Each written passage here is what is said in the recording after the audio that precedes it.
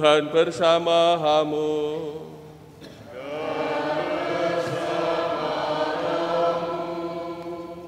Inilah Injil suci menurut Matius.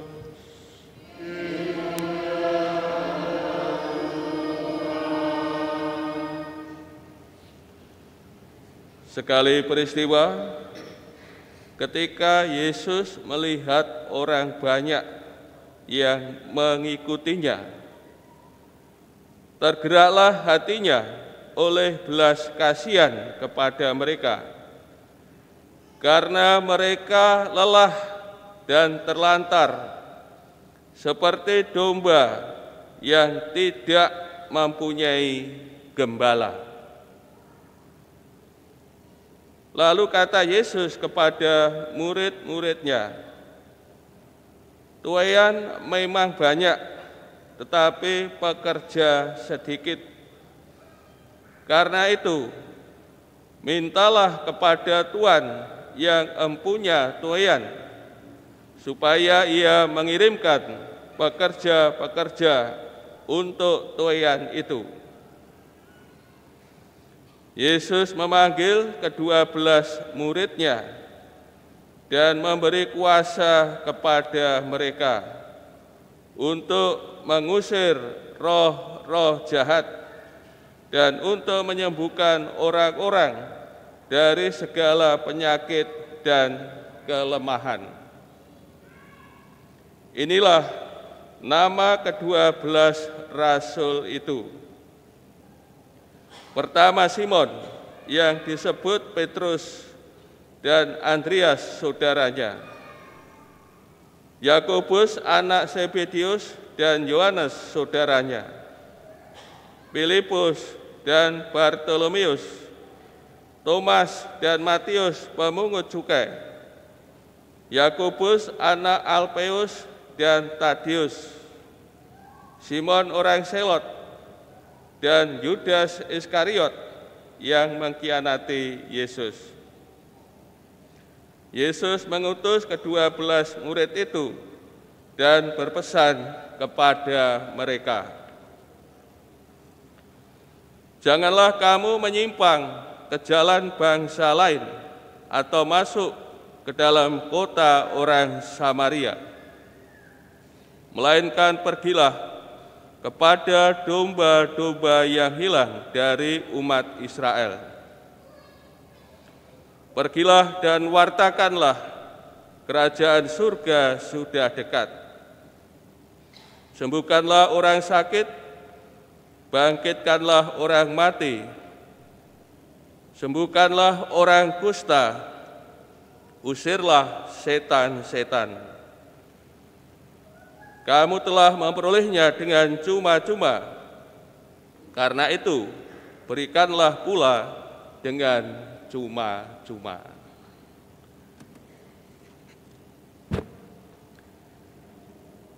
Demikianlah sabda Tuhan.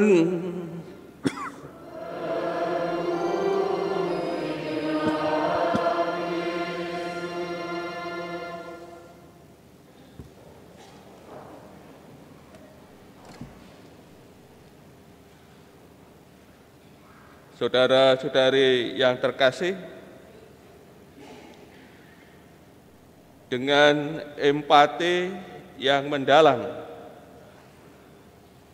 hati Tuhan kita Yesus Kristus tergerak oleh belas kasihan ketika berjumpa dengan orang-orang sakit atau berkesusahan.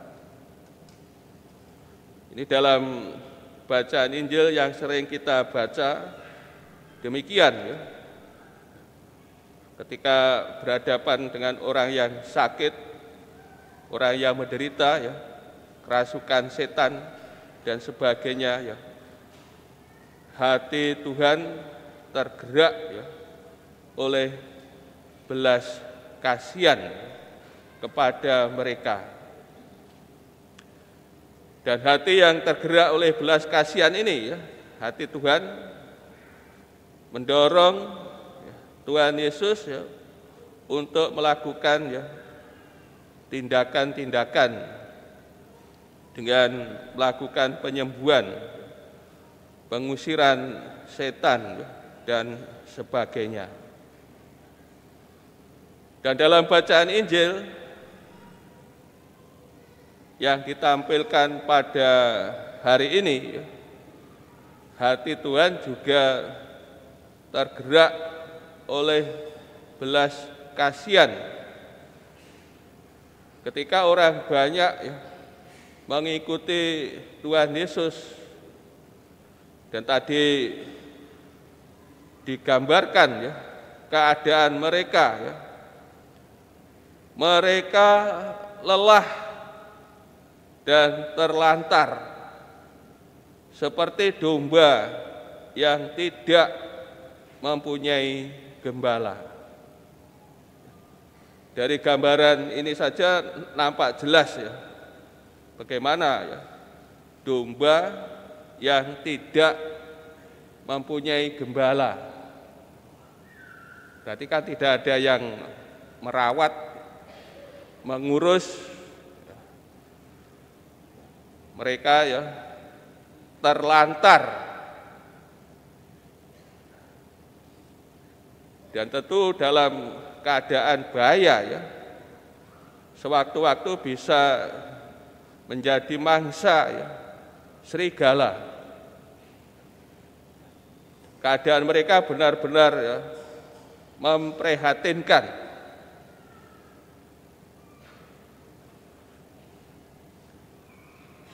Saudara-saudari yang terkasih,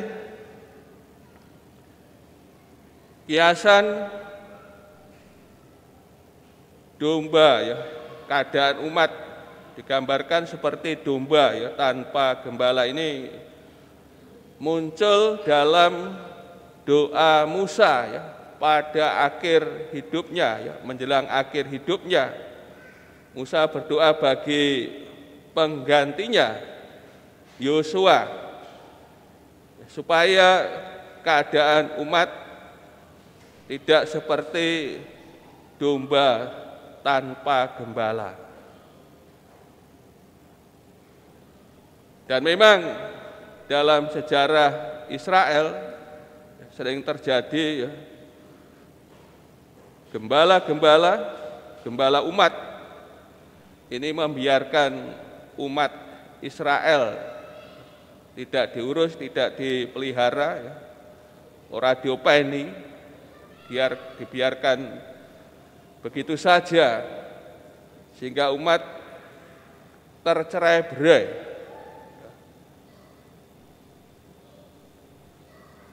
Dan bahkan Tuhan sendiri berjanji bahwa Dia akan menjadi gembala mereka yang akan mengurusi, membimbing, ngopeni umatnya sendiri. Karena gembala Israel sering terjadi lalai, membiarkan umat tidak diopeni, tidak diurus. Saudara-saudari yang terkasih, dalam keadaan yang sangat memprihatinkan ini, umat lelah dan terlantar seperti domba yang tidak mempunyai gembala, Tuhan Yesus justru menemukan saat untuk toyan.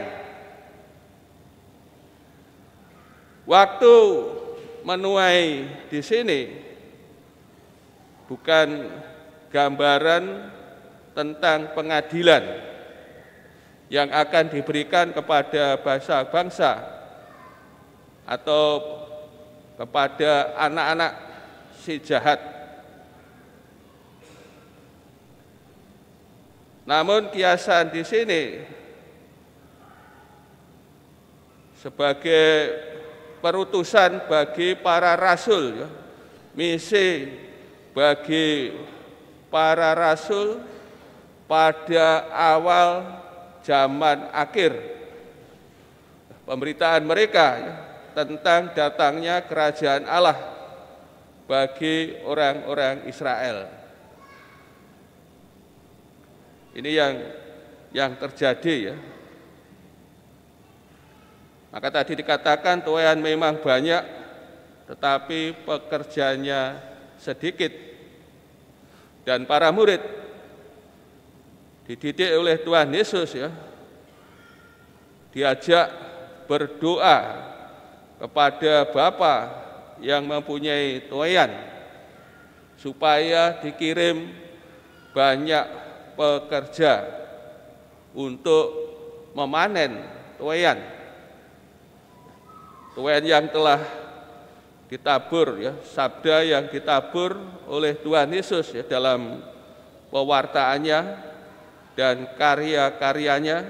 Banyak orang mengikuti Tuhan Yesus. Maka sekarang panen mulai berlimpah, namun pekerjaannya sedikit, dan para murid diajak untuk berdoa, memohon kepada Bapa agar diutus para pekerja untuk memanen tuaian yang berlimpah. Saudara-saudara kasih,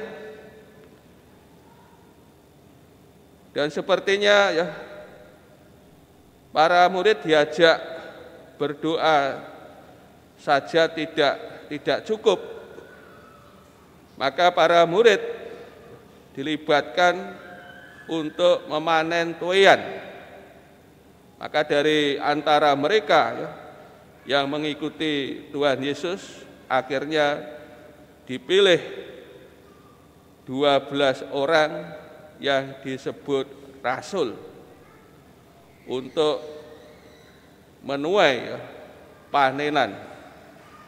Dan mereka ini diberi kuasa ya, kuasa Tuhan Yesus sendiri ya, diberikan kepada mereka untuk mengusir roh-roh jahat dan untuk menyembuhkan orang-orang dari segala penyakit dan kelemahan. Kuasa dari Tuhan Yesus sendiri dianugerahkan kepada ya, para murid. Maka para murid ini menjadi perpanjangan tangan dari Tuhan Yesus untuk memperluas karyanya, ya, perutusannya ya, bagi panenan yang berlimpah. 12 rasul tidak disebut sendiri-sendiri, namun disebut berpasangan ya, berdua-dua. Di sini mau menekankan soal kebersamaan. Disebut berdua-dua, mereka ini menjadi saksi yang handal bagi pewartaan kerajaan Allah yang sudah dekat. Saudara-saudari yang terkasih, kemudian Tuhan Yesus memberi wejangan perutusan ya, kepada mereka. Kalau kita perhatikan, wejangan perutusan ini panjang. Bab 10 ayat 5b sampai ayat 42. Dan wejangan perutusan ini akan berlanjut untuk bacaan Injil minggu depan. Wejangan perutusan ya, dibuka dengan hal yang konkret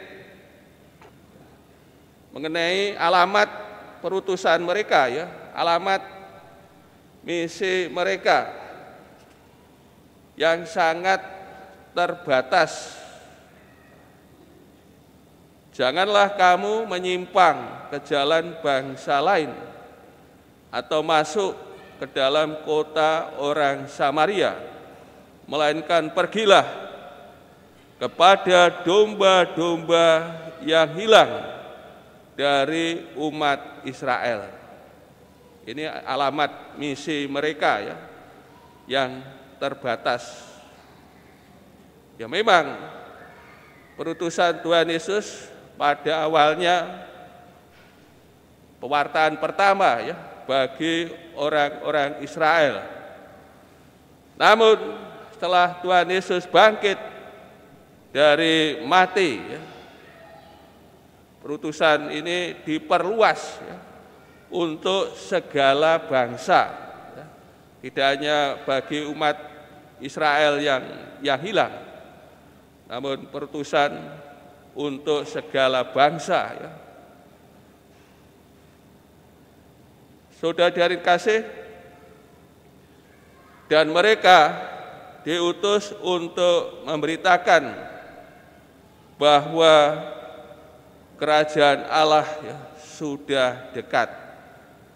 Pergilah dan wartakanlah, kerajaan surga sudah dekat.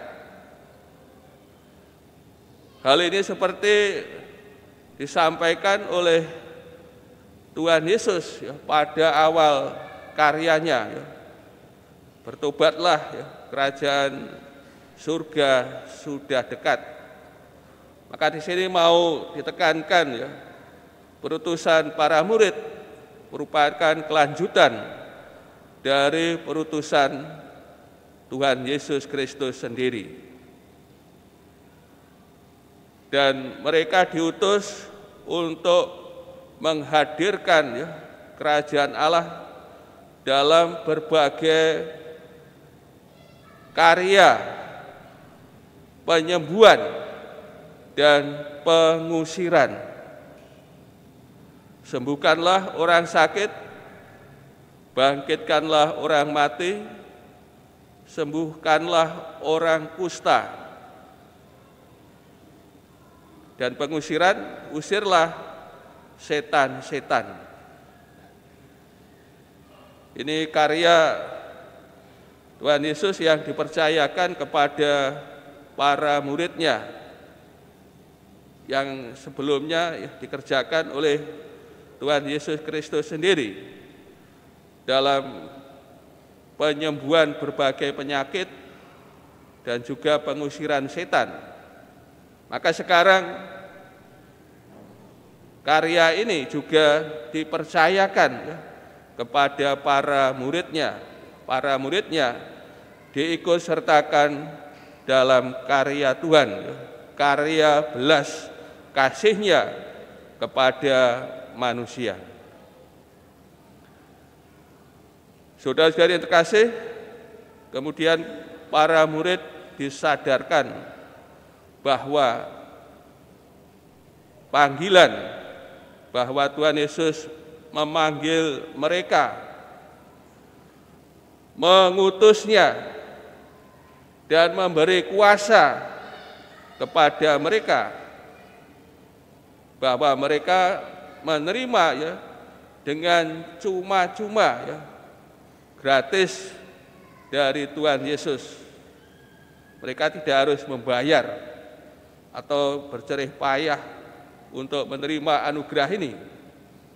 Maka mereka pun harus memberikannya dengan cuma-cuma.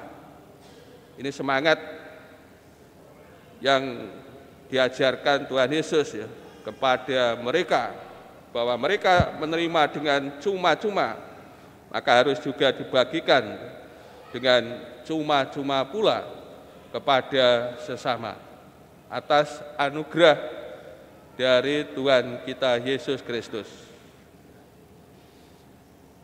Saudara-saudari yang terkasih, melalui sabda hari ini ya, kita semua disadarkan dan diingatkan bahwa panenan ya, berlimpah.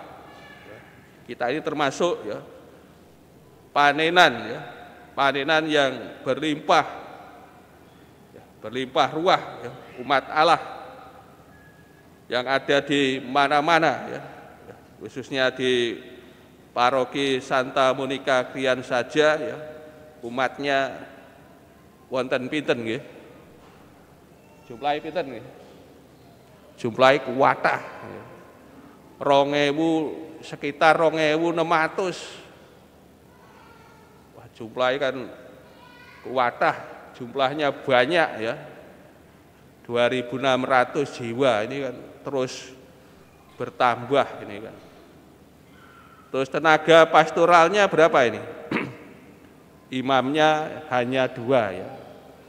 Berarti perbandingannya satu imam untuk ya 1.300 jiwa. Berarti kan sebanding tidak kira-kira menurut penilaian umat ini tenaganya, tenaga pastoral. Imamnya ini hanya 2 ini, jumlah umatnya yang 2.600 jiwa. Sebanding ya tidak apa-apa bagi umat ya. Maka tenaga imam yang 2 ini akhirnya dibantu ya, dibantu oleh Bapak asisten imam ini. Bapak asisten imam ini ya membantu 2 imam di Paroki Santa Monica Krian ini. Kalau ada keperluan pemakaman dan sebagainya, dibantu pengurus lingkungan ya, ketua lingkungan. Jumlah lingkungannya juga di paroki ini banyak ya.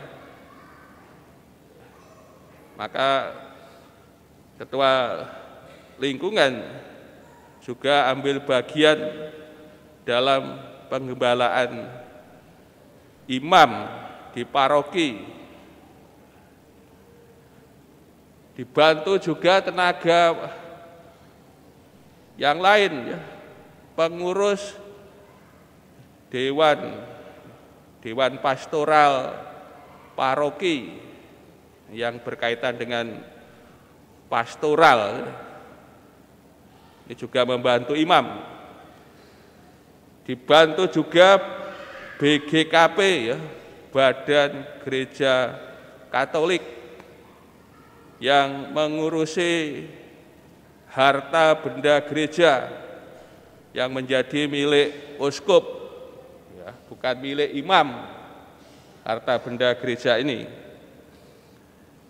ya, BGKP hanya diberi kepercayaan untuk ngurusi, miliknya uskup diberi kepercayaan untuk mengelola supaya harta benda gereja dikelola ya dengan baik untuk tujuan peribadatan ilahi, supaya peribadatan tiap minggu ini juga bisa berjalan ya, pada bayar listrik untuk AC ini kan, AC-nya mati tidak kuat bayar ya, umat apa kipas-kipas panas, tidak nyaman. Jadi mereka yang terlibat dalam tenaga pastoral yang membantu ya, imam untuk menggembalakan umat ya, di paroki ini ya, karena tenaga imam ya, tidak sebanding dengan jumlah umat yang berlimpah ya, maka panenan berlimpah, pekerja sedikit. Ini kami dibantu oleh umat untuk ikut serta dalam karya pastoral ini, dalam pengembalaan. Dan Bapak Ibu juga diajak oleh Tuhan Yesus untuk berdoa ya. Berdoa mohon bagi pekerja di ladang Tuhan. Mohon panggilan. Ini penting ya, mohon panggilan. Supaya Bapa mengirim banyak pekerja ke kebun anggur banyak panggilan tumbuh di paroki ini. Karena ya tenaga imam masih kurang. Ya, di Kuspan Surabaya tadi diumumkan ya akan ditabiskan 4 diakon. Tentu tidak sebanding ya, setahun hanya 4. Padahal perkembangan umat di Kuspan Surabaya yang berlimpah, yang banyak, ya, ditabiskan 4 imam.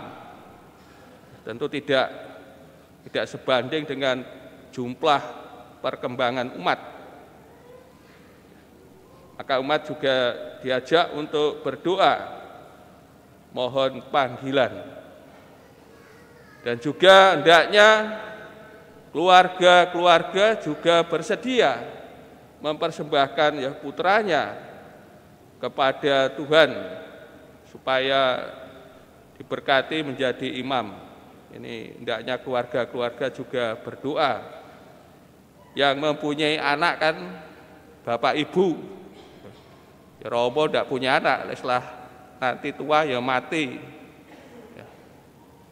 Kalau bapak ibu tidak mempersembahkan putranya ya bagaimana kelanjutan panggilan ini?